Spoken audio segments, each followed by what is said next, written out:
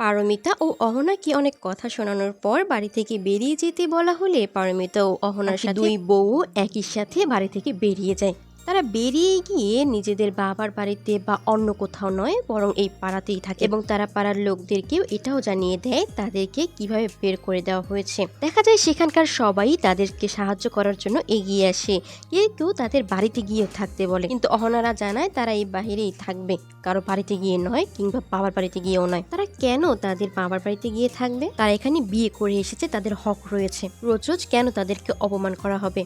অহনা আর রিয়াকে হেল্প করতে বলে। মহল্লায় যদি খেলার প্রতিযোগিতার অনুষ্ঠান করা হয় তাহলে কেমন হয়? সেখানে সাইকেল প্রতিযোগিতা, কাবাডি খেলা ইত্যাদি থাকবে এবং সব শেষে মনোরঞ্জনের জন্য নাচ গানের ব্যবস্থা থাকবে। রিয়া এবং তার দল জানায় হ্যাঁ, তাহলে তো ভালোই হয়। তারা অনুষ্ঠানটি অর্গানাইজ করার ব্যবস্থা করে।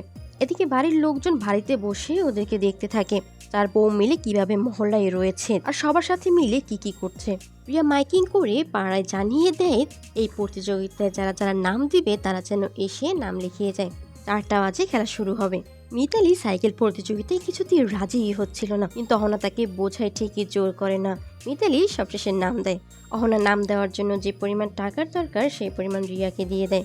পারমিতা দেয় কাবাডি খেলায় এবং সবশেষে চারুলতা গান গাইবে, সাথে অহনা নাচ করবে। এদিকে মিতালি সেন ভয় পাচ্ছিল, ওইভাবে ওই ড্রেস পরে সে সাইকেল প্রতিযোগিতায় নাম দিয়ে সাইকেল চালাবে, তারপর তাকে কি আর ওই বাড়িতে উঠতে দেওয়া হবে? এদিকে যারা যারা নাম দিয়েছে তাদের নাম যখন মাইকে অ্যানাউন্স করা হয়, মিষ্টি মিঠাই মিতালির নাম শুনে তো ভীষণ খুশি, তারা তো দেখতে যাবেই। এদিকে টুকুনের মা পিসি ভাবছিল মিতালি নাম দিয়েছে, না হয়তো অন্য কারো নাম হবে। তারাও দেখতে চলে আসে এবং দেখতে পায় সত্যি মিতালির নাম দিয়েছে এবং ওই পোশাকে। এই নিয়ে তো তারা বেশ ছিছি করতে শুরু করে দেয়।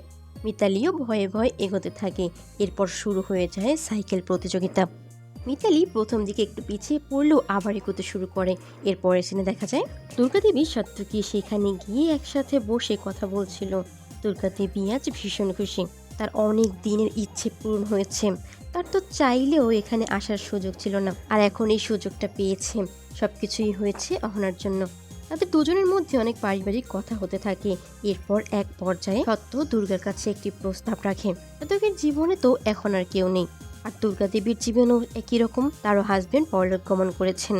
এখন বাকি জীবনটা যদি দুর্গা দেবী আর সত্যকি একসাথে কাটায় তাহলে কেমন হয়? এরকমটা কি করা যায় না? কিন্তু দুর্গা কথার উপর ভীষণ রিয়াক্ট করে, না এগুলো শোনাও তার পাপ। এদিকে দেখা যায় মিতা প্রতিযোগিতায় দ্বিতীয় হয়েছে। সে এবার ভীষণ খুশি। বাকি 3জন এসে তাকে জড়িয়ে ধরে, টুকুন এসে তাকে উইশ করতে থাকে। প্রথম, দ্বিতীয়, তৃতীয় যারা হয়েছেন তাদেরকে ফুলের মালা পরিয়ে সম্বোধন করা হয়। এদিকে মিতালি বেশ টায়ার্ড হয়ে পড়ে। একটানা দীর্ঘক্ষণ তাকে সাইকেল চালাতে হয়েছে। তার ভীষণ খিদেও পেয়ে যায়। চারুলতা নিজ হাতে তাকে খাইয়ে দেয়। মিতার একটু ঘুম হয়নি, তাকে একটু রেস্ট নিতে বলে সবাই। অপরদিকে দেখা যায় বাড়িতে এই বিষয়গুলো নিয়ে হুলস্থুল কাণ্ড হতে থাকে। আর এই সব কিছুর জন্য অহনাকে দোষারোপ করা হয়। অহনা কেন বাপের বাড়িতে চলে যাচ্ছে না? অহনা চলে গেলে পারমিতাও চলে যাবে। বাকি দুই বউ তারা কেন বাইরে আছে, তারা কেন বাড়িতে চলে আসছে না? অর্জুনকে অহনাকে শ্বাস আসতে বলা হলে অর্জুন তখন জানায় তার কি করার আছে এখানে। এর পরের দিনে দেখা যায় কাবাডি খেলা শুরু হয়ে যায়। মিষ্টি আর তার বোন বাড়িতে বসে যখনই শুনেছে পারমিতা প্রতিযোগিতায় নাম দিয়েছে, তারা আর বাড়িতে থাকে না। তারা দৌড়ে বাইরে চলে আসে, আর বাড়িতে যারা ছিল তারা তাদেরকে আটকানোর চেষ্টা করেও ব্যর্থ হয়। পারমিতা অনেক কষ্টে এই খেলায় জয়ী হয়। এদিকে তাদের এই জয়ে তারা তো খুশি হয়ই, বাকি যারা ছিল সেখানে তারাও ভীষণ খুশি হয়ে যায়। তাদের পাড়ার বউরা খেলছে আর জয়ীও হচ্ছে। তাদের যত প্রতিভা ছিল তা তো পাড়ার লোকজন কেউ জানতোই না। আর ওই বাড়ির বউরা এসে প্রতিযোগিতায় নাম দিবে এ কথা তো কল্পনাও করা যেত না। আর এখন তারা এসে সবার সাথে মিশছে, তাদের বেশ ভালোই লাগছে। এদিকে মিষ্টিদের বাড়িতে কেউ যত্নই নিচ্ছিল না, তারা নিজেদের মতো করেই থাকছিল। খাবার চাইলে ঠিক মতো খাবার তৈরি করে দেওয়ার মানুষও ছিল না। তাদের যে বাড়িতে 2 ঠাম্মি, তাদের কি আর সেই কাজ করার অভ্যেস আছে? তারা ভাত আলু এসব খেতে বলে। মিষ্টিরা আবার যখন সেখানে যায়, বাকি 4 বউ দেখতে পায় তাদের মুখের কি অবস্থা। ছোট জন্তু কাজল দিতে গিয়ে একেবারে লিপটে ফেলেছে। তাদের যত্ন নেওয়ার বাড়িতে কেই বা আছে? এরপর সিনে দেখা যায় পল্টু বাড়িতে বসে চেঁচামেচি শুরু করেছে। আরও কিন্তু সে আর কোনোদিন ঘরে তুলবেই না, বরঞ্চ ডিভোর্স দিয়ে দিবে। এই বাড়ির মান সম্মান আছে, এই বাড়ির বউরা ওসব করবে কিছুতেই মেনে নেওয়া যাবে না। এদিকে মিষ্টির বাবা ভীষণ প্রতিবাদ জানায়, কি হয়েছে তাতে, রোজ রোজ অপমান করা হবে, ওরা কেন সহ্য করবে।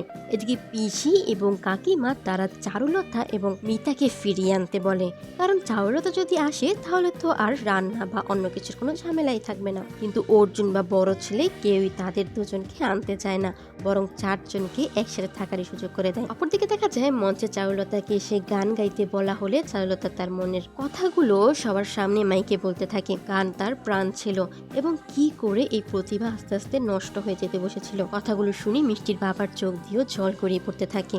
অপরদিকে দেখা যায় দুর্গা দেবী এবং তার সত্যদা বেনারস থেকে ফিরেছে। দুর্গা দেবী একা এতগুলো ব্যাগ নিয়ে আসতে পারবে না বলে সত্যতাকে এগিয়ে দিতে এসে তারা দেখতে পায় পাড়ায় এরকম একটি আয়োজন হচ্ছে। সত্যদার কথায় দুর্গা দেবী ভিতরে ঢোকে দেখার জন্য এবং এসে দেখতে পায় তার 4 বউই এখানে রয়েছে এবং বাড়ির লোকজন। সেই মুহূর্তে চারুলতা গান গাইছিল এবং তার সাথে তাল মিলিয়ে অহনার নৃত্য পরিবেশন করছিল।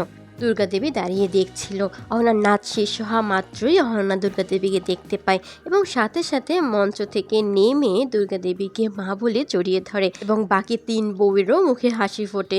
তারা সবাই এসে একত্রে দুর্গা দেবীকে জড়িয়ে ধরে। সাত্বিকী মামাকে দেখেও তারা ভীষণ খুশি হয়, কিন্তু জানায় তাকে তো তারা তাদের বাড়িতে যেতে বলবে না, কারণ তারা যে এখন ঘর ছাড়া রয়েছে। এরপর পল্টু 4 বউ মিলে যা যা করেছে সবটা বলতে থাকে।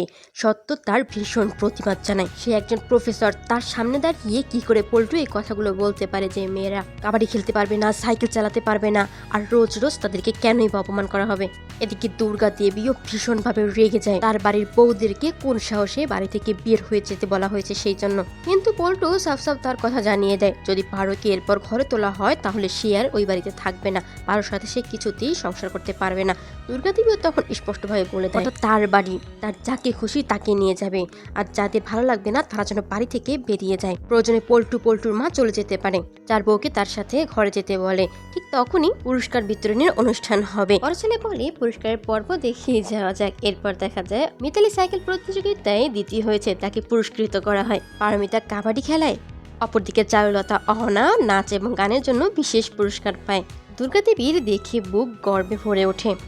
তাদের বাড়ির বউরা আজ জয়ী হয়ে মঞ্চে দাঁড়িয়ে পুরস্কার নিয়ে এসেছে।